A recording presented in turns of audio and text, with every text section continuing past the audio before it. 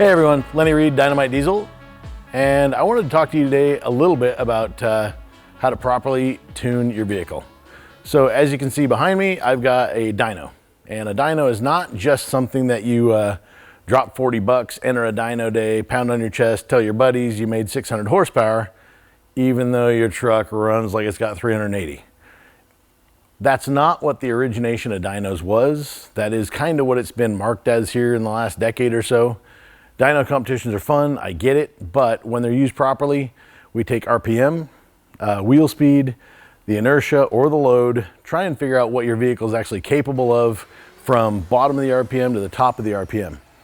A good peak number doesn't necessarily indicate anything about how the vehicle is going to operate. If you make 600 horsepower, but it's only for a 200 RPM window, and the basic average of the curve is 375 to 400, you really should be bragging about your 400 horsepower pickup, not your 600 horsepower truck. To make a big number on a dyno is one thing, but I really want to stress the fact that the overall average of the curve is what you're after. There's a lot to know about how to set up a truck properly, and minimum dyno time is always going to be, at minimum, like 3 hours.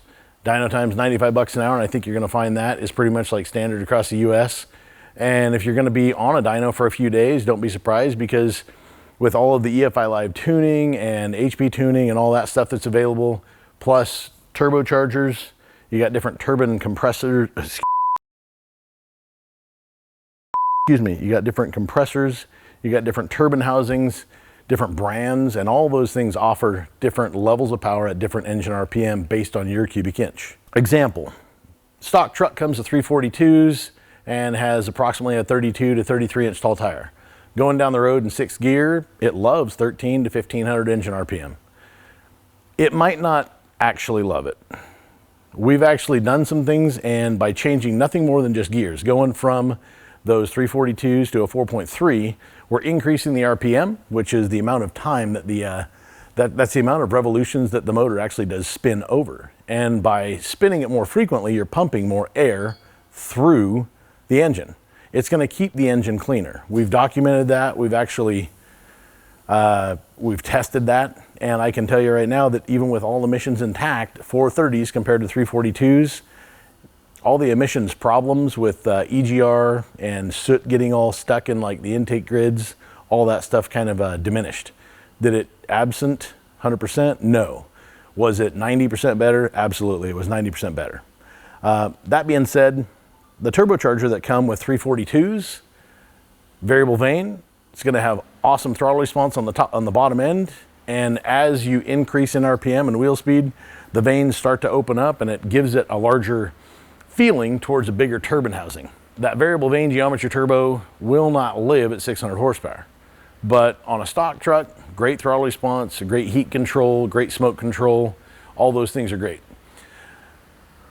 Do you need to spend huge money on huge turbos? Well, the factory didn't, but if you plan on making huge power, then yes, you do.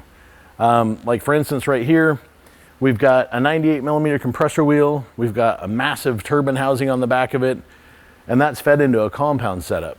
Reason that it's compound is because the little guy has a much smaller compressor wheel, and it's gonna offer throttle response off the bottom.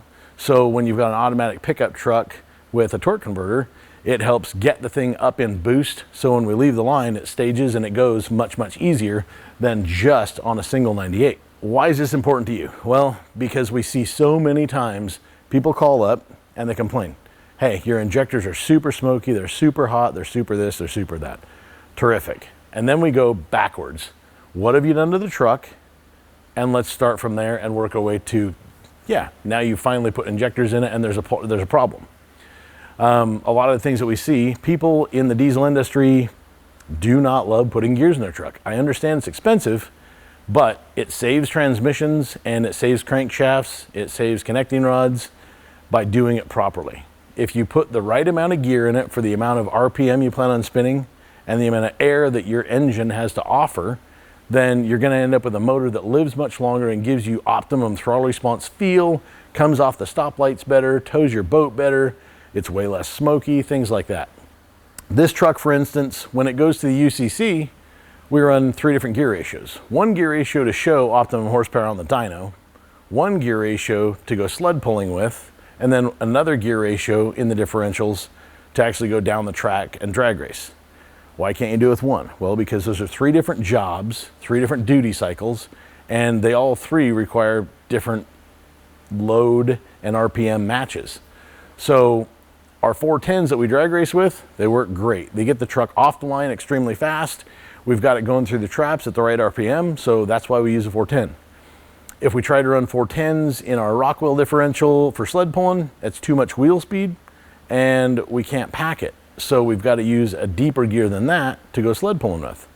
And on the dyno, since the dyno doesn't offer load increasing as wind resistance comes at you, when you're going 150 miles an hour, you stick your head out the window, it blows your head off. Your dog loves doing it at 50 miles an hour. His lips are flapping and all that. He digs it, but he doesn't do it at 150. So as wind speed increases, so does vehicle workload. That being said, we don't have that vehicle workload in a static room where there's no wind resistance coming at us. So the dyno has to be not manipulated, but we've got to, if we're going to make peak power numbers, we've got to kind of trick things into making those peak power numbers.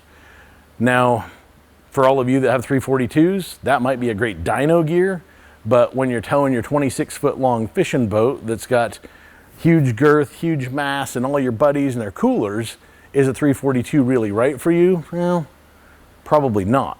I'm sure that a 373 or a 410 would actually do that job much better and potentially even get you better gas mileage because you're actually starting to duty cycle the motor at a more happy spot rather than loading it so hard that it's in its like torque all the time and it just wants to grunt the poor transmission to death. So where does this leave us? Well, injectors, we sell several different sizes of injectors based on what you're trying to do. The injectors that are in this will pump approximately 600% more fluid than a stock injector at a certain set point. Does that mean that since these are in our high dollar truck, these are the best injector on the planet? Not for your situation unless you're looking for 2,000 horsepower and greater than. If you're trying to tow your boat, this could be the worst injector on the planet for you. A 50 or a 90 horsepower injector would be much, much happier in your motor. You'd have less crankcase dilution in the oil, all those things. So that's something that we need to consider when you're choosing that. Fuel pumps. There's all sorts of different varieties of fuel pump configurations. You can do a single 10 millimeter pump to get you about 750 horsepower. You can do a single 12 millimeter pump that'll get you about 1,000 horsepower. If you need more than 1,000 horsepower, then you've got to go to multiple fuel injection pumps. That'll help feed the massive injectors at all of the RPM that we're trying to spin. That being said, back to our turbos. If we didn't have turbos that big and a super efficient air-to-water intercooler, we would not need 3 fuel pumps. We would not need the 600% over injectors. We wouldn't need all that stuff. The truck that we use to tow this truck all the way out to Indiana is a 50 horsepower over injector, a very small tow tune, 373 gears, 30,000 pounds rolling down the road, and everything works great. If I put 342s in that same truck, it hates it. Horrible gas mileage, it's always under load, the poor transmission's not happy, the motor's going around but not very circular, it shakes itself to death, just doesn't work well. If I put a little bit taller tire on the exact same truck, I'm pretty much wishing that I had 410s in it. So again, based on what you're trying to do and the elevation you live at, how much power you're trying to make, all of those things need to be considered when you're putting together your package for your truck. If we can help you at all, feel free to call us at 208-209-3214. You can always visit our website, www.dynamitediesel.com. And again, hope you're having fun with your truck. Catch you later.